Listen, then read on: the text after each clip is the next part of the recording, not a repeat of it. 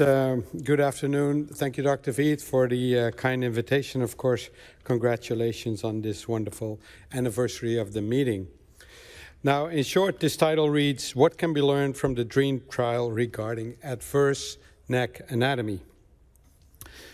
Note, this analysis is not about unsuitable necks like the one on the left. These could not be randomized in the trial. No, the study is about unfavorable necks, like the one on the right, those that did up in the randomization. I have no disclosures. So Evar has only a short-term survival advantage over open repair, and at the same time, a persistent and sizable risk of reintervention, many of which are related to inadequate infrarenal seal, rendering Evar may be a less appropriate choice in selected cases. So, can we identify a subgroup with adverse neck anatomy in whom Evar is better avoided? And is open repair in these patients a better alternative? Now, a non-randomized comparison here is completely useless. Let me back that up. Some people like to dismiss randomized controlled trials like this one I'm showing you because you may have missed it. It's published in the British Medical Journal in 2018. This randomized trial of parachute use found no reduction in death or major injury compared with individuals jumping from aircraft with an empty backpack.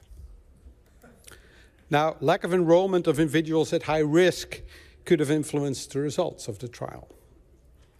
So we did decide to use randomized controlled trial data, and in this case, the DREAM trial. And I realize some of, or maybe the large part of the audience barely got into med school, and we ran this trial 20 years ago. But anyway, we got long-term results now. So we did a post hoc analysis on treatment of all randomized patients. We looked at aortic neck reinterventions and at overall survival, long-term survival. And the grouping was done on adverse neck anatomy using the aneurysm severity grading score from the SVS, measured on a pre-randomization CTA, prospectively recorded on the DREAM trial CRF. The neck part of the SVS ASG score uses and grades 4 typical characteristics of the neck. The total score has been validated many times as being associated with bad outcomes after Evar. Based on an ROC, we used 5 points as cutoff between good and unfavorable infrarenal neck for this study.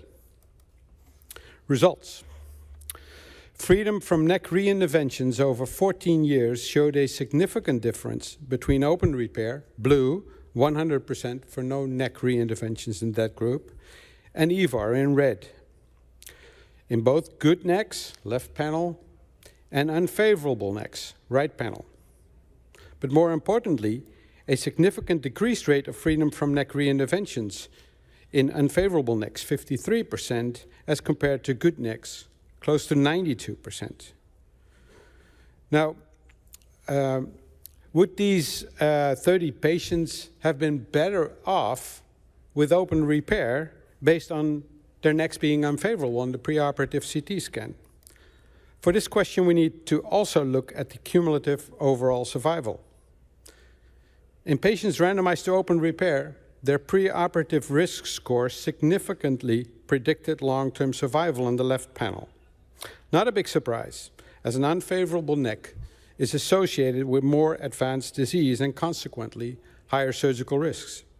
This has been shown before, but note that this is not true after Evar on the right. Apparently, an unfavorable neck is not a strong predictor of long-term survival after a less invasive procedure. In summary, Mr. Chairman, ladies and gentlemen, the neck score is a strong predictor of aortic neck-related secondary interventions after Evar, and at the same time a predictor of reduced overall survival after open repair. So in the patients suitable for Evar and open repair with an unfavorable infrarenal neck, the stakes are higher, and maybe we should consider lower thresholds for complex Evar. Thank you very much.